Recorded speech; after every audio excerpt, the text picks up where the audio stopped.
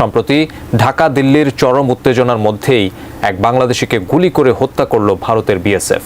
Hello everyone, কেমন আছেন সবাই? Welcome to another video. So guys, আজকে আপনাদের সাথে যে বিষয়টা নিয়ে কথা বলবো খুবই দুঃখজনক একটা বিষয়। আসলে আমরা ইতিপূর্বেও দেখেছি যে সীমান্তে বাংলাদেশিদেরকে হত্যা করা হয়েছে কি নির্মমভাবে, এবং এই ক্ষেত্রে এই হত্যাকাণ্ড সম্পর্কে বাংলাদেশ সরকার কখনোই সেরকম কোনো পদক্ষেপও গ্রহণ করেনি। আমরা যেটা দেখেছি, এবং বর্তমান সময়ে সবচাইতে যেই বিষয়টা নিয়ে আলোচনা হচ্ছে, সমালোচনা হচ্ছে, সেটা হচ্ছে যে বর্তমান বাংলাদেশ এবং ভারতের মাঝে যেই সুসম্পর্ক ছিল সেটা এখন বিপরীত হয়ে গিয়েছে। তাদের মাঝে দুই দেশের মাঝে যেই বাকবিতণ্ডতা চলছে, এই বিষয়টা আরও বেশি পরিমাণে চলছে, এবং এই যে টানটান উত্তেজনা দুই দেশের ভিতরে, এই অস্থিতিশীল পরিস্থিতির মাঝেও এবার সীমান্তে আবার হত্যা করলো এক বাংলাদেশি বিএসএফ। তো এই বিষয়ে তাদেরকে অনেকবারই নিষেধ করা হয়েছে, এবং কারণ জানতে চাইলে তারা একটা কারণই তারা উল্লেখ করেছে, আর সেই কারণ তাদের কাছে জিজ্ঞাসা করলে তারা বলে যে তারা নাকি লাঠিসোঁটা এবং বটি নিয়ে তাদেরকে হামলা করতে যায়, এবং তারা আত্মরক্ষার্থে তারা গুলি চালায়। তো এখানে প্রশ্ন হচ্ছে যে কিভাবে এক সাধারণ মানুষ, নিরস্ত্র মানুষ একজন সশস্ত্র বাহিনীর উপর দা বটি বা লাঠিসোঁটা নিয়ে হামলা করে। যদি সাধারণ কোনো জ্ঞান থাকে তাহলে এরকম কোনো কাজ আসলে কেউ করবে না। তো তারা এরকম অযৌক্তিক কারণ দর্শায় তাদের কাছে, কারণ জিজ্ঞাসা করা হলে। তো এই ধরনের বিভিন্ন ধরনের কারণ তারা দর্শিয়ে থাকে, যেগুলো একেবারেই অগ্রহণযোগ্য। এবং গত 7 বছরে সীমান্তে প্রায় 201 জন বাংলাদেশিকে হত্যা করা হয়েছে। ভারতের বিএসএফের যিনি প্রধান, সে বাংলাদেশে বৈঠক করেছে, এবং তারা অসংখ্যবার প্রতিশ্রুতি দিয়েছে যে এরকম হত্যাকাণ্ড আর ঘটবে না, এরূপ ধরনের কাজ তারা আর কখনো করবে না। যদি পরিস্থিতি কখনো খারাপ হয়ে যায়, যদি এরকমভাবে তাদেরকে হামলা করা হয় বা করতে যায়, তাহলে তারা অস্ত্র চালাবে ঠিকই, কিন্তু প্রাণঘাতী কোনো অস্ত্র তারা চালাবে না। এরূপ তারা প্রতিশ্রুতিও করেছিল, কিন্তু কোনোবারই তারা তাদের প্রতিশ্রুতি রাখছে না। এইরূপ ধরনের হত্যাকাণ্ড তারা আজ থেকে নয়, এটা নতুন কোনো কিছু না, এটা পূর্ব থেকেই চলে আসছে। এবং এই হত্যাকাণ্ড কবে শেষ হবে, এবং এখন যে হত্যাকাণ্ড তারা শুরু করেছে, এটা কি বর্তমান বাংলাদেশের যে দুই এবং ভারতের মাঝে যেই অস্থিতিশীল পরিবেশ, তারা কি কোনোভাবে এটার প্রতিশোধ নিচ্ছে নাকি আসলে এই বিষয়টা কি? সো গাইস, কথা না বেরিয়ে চলে যাবো আমরা সরাসরি স্ক্রিনে, এবং বিস্তারিত থাকছে সম্পূর্ণ ভিডিও জুড়ে। বারবার প্রতিশ্রুতি দিলেও বাংলাদেশ সীমান্তে ভারতের সীমান্তরক্ষী বাহিনী বিএসএফ এর গুলি থামছে না, বন্ধ হচ্ছে না প্রাণহানি। প্রতিবাদ জানালেই ভারতের পক্ষ থেকে নির্লজ্জের মতো বলা হয় আর এমন হত্যাকাণ্ড ঘটাবে না তারা। তবে কখনোই কথা রাখতে পারেনি ভারত সরকার। সম্প্রতি ঢাকা দিল্লির চরম উত্তেজনার মধ্যেই এক বাংলাদেশিকে গুলি করে হত্যা করলো ভারতের বিএসএফ। মোহাম্মদ সোহাগ বিশ্বাসের রিপোর্ট। আমার ছেলেকে দাও বাবা, আমার ছেলে খুব সৎ ছেলে বাবা। আমার গ্রামে জিজ্ঞাসা করো বাবা, আমার ছেলে কিরকম।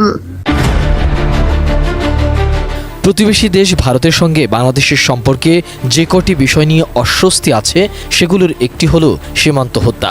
বাংলাদেশের পক্ষ থেকে অনেক দিন ধরে সীমান্ত হত্যা শূন্যে নামিয়ে আনার তাগিদ দেওয়া হচ্ছে ভারতীয় কর্তৃপক্ষকে। ভারতীয় সীমান্তরক্ষী বাহিনী বিএসএফ, বর্ডার গার্ড বাংলাদেশ, বিজিবির সঙ্গে সীমান্ত সম্মেলন বা পতাকা বৈঠকে প্রতিবারই সীমান্তে আর গুলি চালাবে না বলে প্রতিশ্রুতি দেওয়া হয়, কিন্তু সেই প্রতিশ্রুতি কখনোই রক্ষা হয় না। সরকারি বেসরকারি বিভিন্ন সূত্র বলছে, গত 7 বছরের সীমান্তে গুলিতে নিহত হয়েছে 201 জন বাংলাদেশি। চলতি বছরের 5 মার্চ ঢাকার পিলখানায় বিজিবি বিএসএফ মহাপরিচালক পর্যায়ের 54তম সীমান্ত সম্মেলন শুরু হয়, আর 9 মার্চ সকালে যৌথ আলোচনার পর দলিল স্বাক্ষরের মধ্য দিয়ে শেষ হয় ওই সম্মেলন। ঢাকায় সীমান্ত সম্মেলনে অংশগ্রহণ শেষে বিএসএফের প্রধান ফিরে যাওয়ার পর সীমান্তে আরও মারমুখী হয়ে ওঠে বিএসএফ সদস্যরা, যা রীতিমতো বিস্ময় সৃষ্টি করে।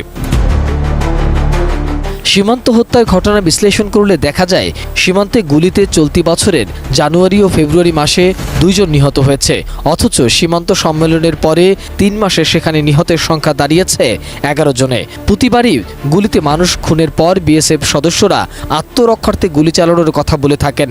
তাদের দাবি, সীমান্ত পার হয়ে বাংলাদেশিরা তাদের উপর আক্রমণ করায় গুলি চালাতে বাধ্য হয় তারা। কিন্তু নিরস্ত্র সাধারণ মানুষ কিভাবে সশস্ত্র বাহিনীর উপর আক্রমণ করে, সেই প্রশ্নের জবাব কখনো দেয়নি এই বাহিনীর কর্মকর্তারা। প্রতিবারই বিএসএফ প্রতিশ্রুতি দেয় সীমান্তে আর গুলি চালাবে না, চালালেও ব্যবহার করবেন নন লেথাল উইপন বা প্রাণঘাতী নয় এমন অস্ত্র। কিন্তু বছরের পর বছর এমন আশ্বাসের পরও কোনোভাবে থামছে না সীমান্তে মানুষ হত্যা।